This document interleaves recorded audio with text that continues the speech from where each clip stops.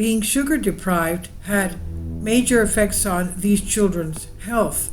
People who were restricted to limited amounts of sugar in the first few years of their life were less likely to develop diabetes and high blood pressure decades later, a new study has found. The study, published Thursday in the journal Science, took advantage of the unique situation in the United Kingdom. The country was under strict rationing during World War II and its aftermath. When the rationing ended in September 1953, the average sugar intake by people in Britain doubled. That provided a natural experiment and allowed the researchers to ask what happened to the health of people who were conceived and born when sugar was rationed, compared with people conceived and born after the sugar rationing ended. To find out, the researchers, Tadeja Grassner, an economist at the University of Southern California, and colleagues Claire Boone of McGill University in Canada and Paul Gertler, University of California, Berkeley, turned to the UK Biobank. It contains genetic and medical information on 500,000 people, and steps have been taken to preserve contributors' privacy. Using the data, the investigators analyzed the health of 60,183 people who were born from October 1951 through March 1956 and were aged 51 to 60 when they were surveyed. The investigators reported that those exposed to sugar rationing early in life had a 35% lower risk of diabetes and a 20% lower risk of high blood pressure in middle age. The onset of those chronic diseases was also delayed by 4 years for diabetes and 2 years for high blood pressure. They also found that disease protection was greatest for those who had been conceived during sugar rationing and where babies were while rationing continued, and those who were exposed to sugar rationing only before birth and then grew up with higher sugar intake had higher disease rates. The results contribute to a body of evidence suggesting that nutrition very early in life can affect health much later, but because of the unique circumstances of British sugar rationing, the new study provides additional rigor, experts said.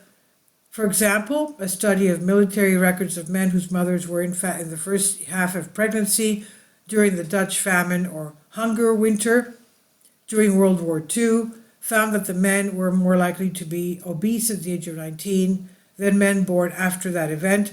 Another study found that women whose mothers were pregnant during the famine were heavier at the age of 50 than women born later. Chemical changes in DNA might explain the different health outcomes, noted Arjen Stein, professor of global health at Emory University, who has conducted studies in the Dutch famine. But famine studies cannot pinpoint any particular nutrients that might have caused the effect.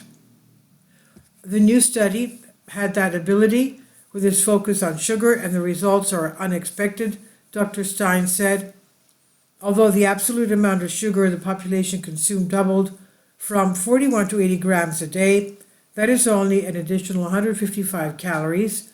And yet he said the researchers' methodology is sound and that the result appears really interesting. Dr. Grassner noted that other foods in addition to sugar were rationed in the United Kingdom during and after World War II. When butter was rationed, people substituted margarine. Cereals were rationed too, but the amount of people ate did not change much when rationing ended. Sugar consumption was the exception, as it doubled when rationing ended. There was a huge demand for sugar, Dr. Grassner said. The early 1950s was generally not a time of starvation or food shortages, minimizing the possibility that the health effects were a result of a general lack of calories early in life. Researchers not involved with the study said it was entirely credible. I believe it, said Dr. Anupanjena, health economist and physicist at Harvard Medical School. The study design is really quite good. He added that an important contribution in the field of nutritional epidemiology that he noted had been plagued by studies that drew conclusions almost exclusively from correlations.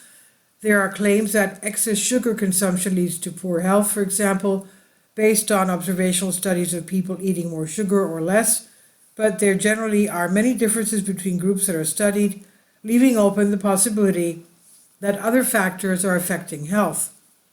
The new study is different, he said, with a sharp cutoff of sugar rationing and with the biobank data. This study introduces a different kind of thinking, Dr. Jenna said. Of course, Dr. Jeffrey Flyer, an obesity and diabetes researcher at Harvard Medical School, noted it's still possible that factors other than sugar consumption affected the people in the biobank, he said. The authors have done a lot of analysis to support the conclusion.